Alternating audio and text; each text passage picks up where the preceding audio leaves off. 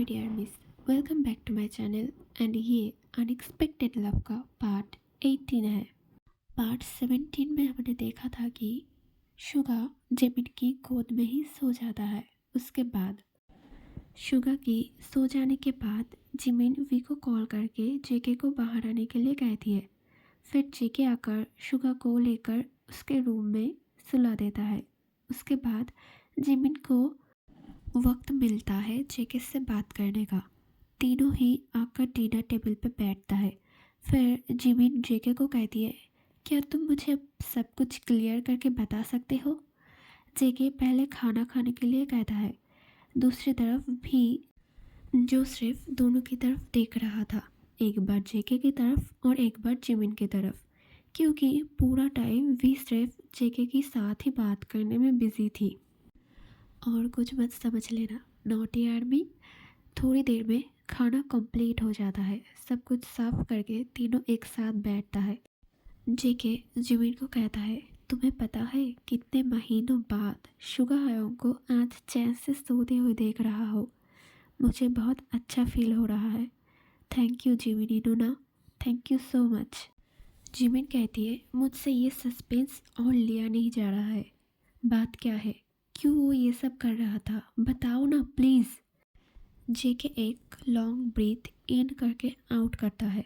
फिर कहता है, हयोंग की स्टेप मदर, जिसके लिए आज हयोंग की हालत ऐसी है। लगातार 4 महीनों से या फिर उनसे भी पहले से हयोंग धीरे धीरे डिप्रेशन में जा रहा है। डॉक्टर ने कहा है उसे मेंटल सपोर्ट की ज़रूरत है। उसे फैमिली की सपोर्ट की, फैमिली की केयर की, प्यार की ज़रूरत है, वरना कुछ महीनों में कोमा में भी जा सकता है। बात करते करते जेके की आंखों से पानी आने लगता है। कुछ देर बाद जेके फिर से कहता है, हयोंग की बॉम्ब बहुत साल पहले ही गुजर गया है।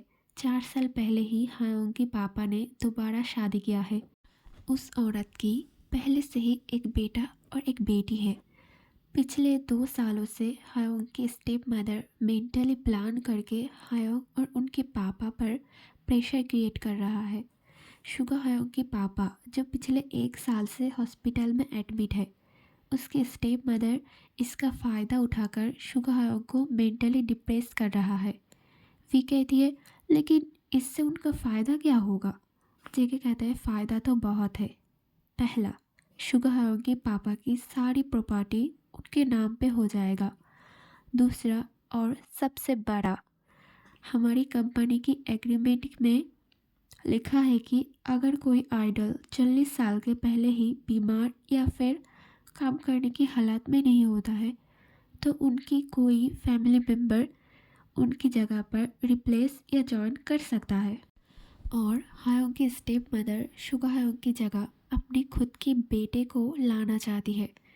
जिमिन कहती है, इसका मतलब वो इतने दिनों से अपनी फैमिली के लिए सफ़र कर रहा है। इसके साथ साथ जिमिन की आंखों से आंसू गिरने लगता है। वी जिमिन को कंफर्टेबल फील कराने के लिए उसके पास जाकर बैठती है और जिमिन की पीठ को धीरे धीरे सहलाने लगती है। जेके कहता है, शायद सबको लगता है शुगा हयोंग मुस्कुरा नहीं सकता, बहुत रूड, बहुत एटीट्यूड है उसमें। लेकिन सच तो ये है, वो हंसना चाहता है, सबकी तरह एक नॉर्मल लाइफ जीना चाहता है।